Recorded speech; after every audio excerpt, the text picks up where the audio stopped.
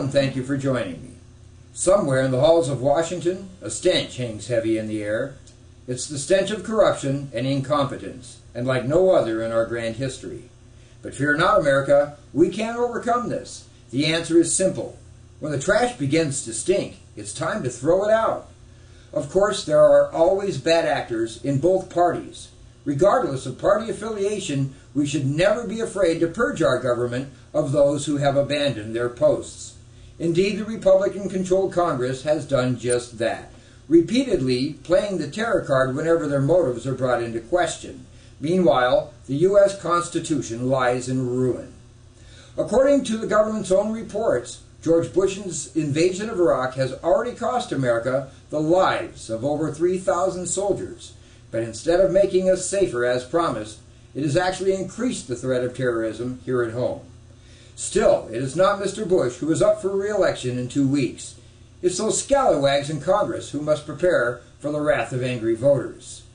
And it's not about Congressman Foley, or Iraq, or Gitmo, or even Jack Abramoff.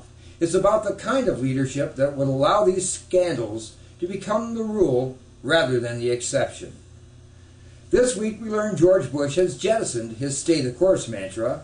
Why now, Mr. President? The U.S. has already lost more lives in Iraq and Afghanistan than on 9/11. And it's not about cut and run.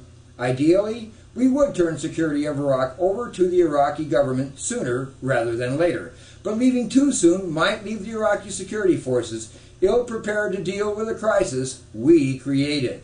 Face the facts, kiddies. This is our own fault. We cannot blame our jingoistic foolishness on a handful of dead hijackers. We played along eagerly. We need to face our failures. So, what is the solution?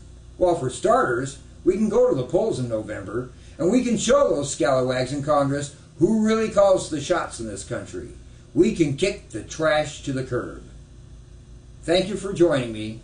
I am B.T. Cooper. The transcripts for this video and others by B. Thomas Cooper are available at nationalnewswire.blogspot.com.